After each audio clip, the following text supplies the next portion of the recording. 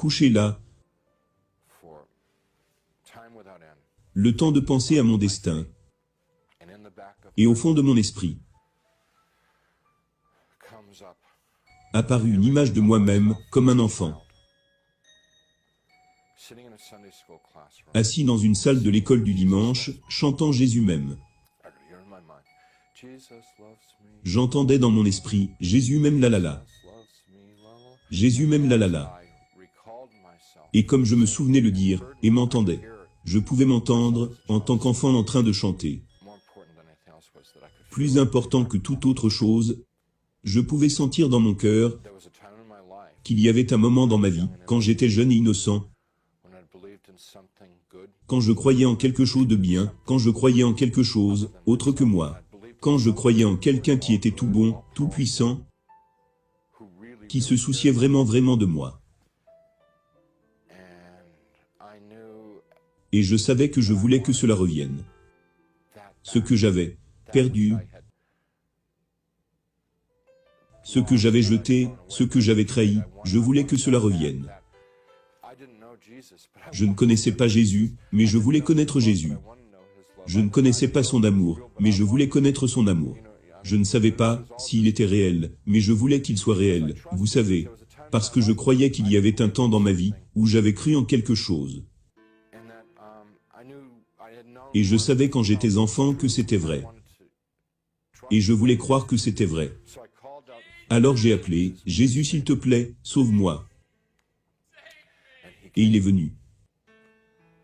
Il est venu. Premièrement, il y avait une toute petite tache de lumière dans l'obscurité. Et très rapidement cela est devenu brillant. Et la lumière est devenue si brillante que si elle avait été dans ce monde, elle m'aurait consumé. Et je me serais simplement fait griller. Mais ça ne l'était pas. Tout chaud et dangereuse qu'elle était, la lumière vint sur moi. Et il descendit. Il était dans cette lumière. Et il descendit de cette lumière. Et doucement commença à me saisir. Et dans sa lumière, j'ai pu voir que j'étais gore, crasseux, avec des blessures partout. Je ressemblais à un blessé de la circulation. Et il mit doucement ses mains sur moi, et très tendrement me prit, et comme il me touchait, tout a disparu. Toutes les blessures, toute la douleur, toute la saleté, tout s'est comme évaporé. J'étais tout entier, guéri. Et à l'intérieur,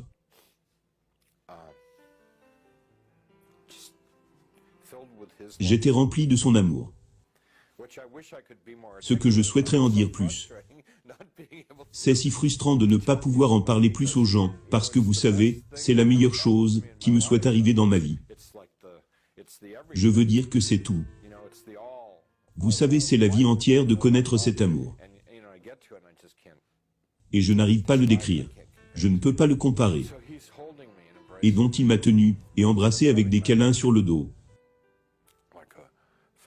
Comme un père le fait avec son fils. Comme une mère le fait avec sa fille.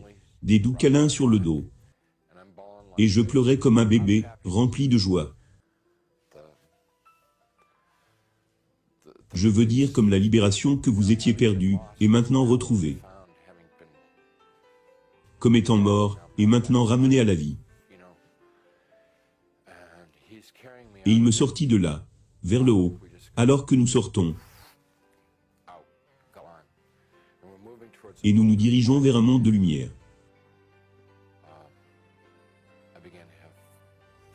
J'ai commencé à avoir des pensées énormes de honte, que j'ai été si mauvais.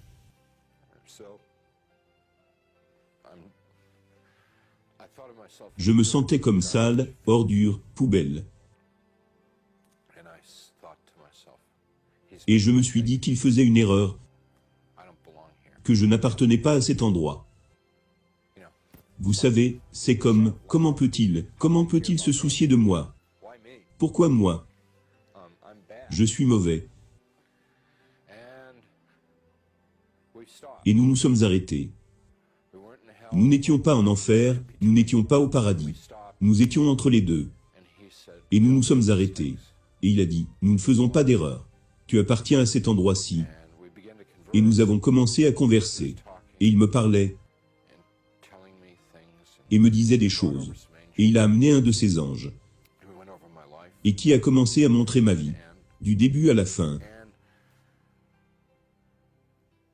Et ce qu'il voulait me montrer de ma vie, était ce que j'avais fait correctement, et ce que j'avais fait comme mal. Et sans entrer dans toute l'histoire de ma vie, c'était vraiment simple, très simple. Premièrement, quand j'avais été une personne aimante, et gentille, respectueuse des autres.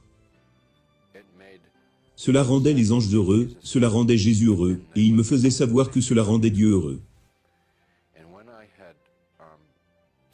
Et quand j'avais été égoïste et manipulateur, cela rendait les anges mécontents, et rendait Jésus mécontent, et ils m'ont fait savoir que cela rendait Dieu mécontent. Ce qu'ils essayaient de me dire, en un mot, était que le but de mon existence était d'aimer Dieu, aimer mon voisin comme moi-même. C'est la raison pour laquelle j'avais été créé, c'est pourquoi j'étais dans ce monde. Le faire et apprendre, et j'avais échoué. Ils m'ont dit que je devais revenir dans ce monde. Et j'étais vraiment énervé, parce que je voulais aller au paradis. Ce qu'ils m'ont dit sur le paradis, c'est que c'est le plus amusant, le plus intéressant, c'est le plus merveilleux endroit que tout le monde.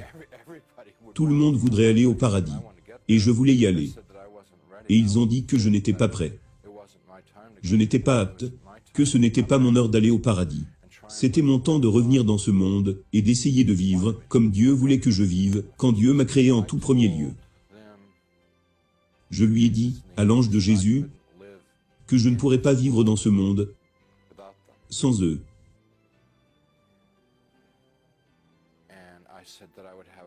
Et j'ai dit que mon cœur se briserait de me renvoyer dans ce monde, parce qu'ils seraient là-bas et que je serais ici. Et ils m'ont dit, tu ne comprends pas, tu ne comprends pas. Comment nous avons pu te montrer toute ta vie? Nous avons toujours été là-bas. Nous avons été là. Nous avons toujours été avec toi pendant tout ce temps. Et tu n'as jamais été seul là-bas. J'ai dit, vous devez me le faire savoir. Que vous étiez là tout ce temps. Alors ils ont dit, si je prie et confesse mes péchés à Dieu,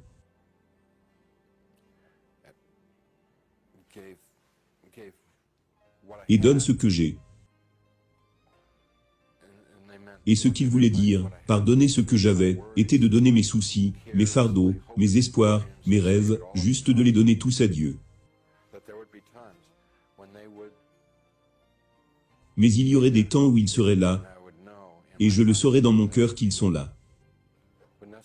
Je ne les verrais pas nécessairement. Mais je sentirais l'amour, comme je l'avais ressenti. Alors j'ai dit,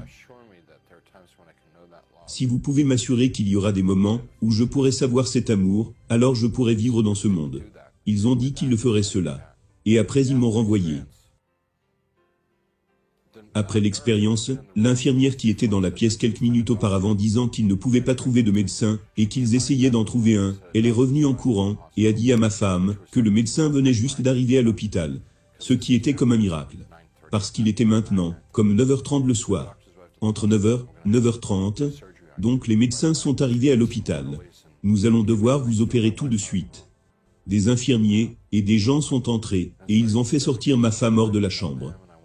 C'était très dérangeant, parce que j'essayais de leur dire que je voulais parler à ma femme, à propos de ce qui m'est arrivé.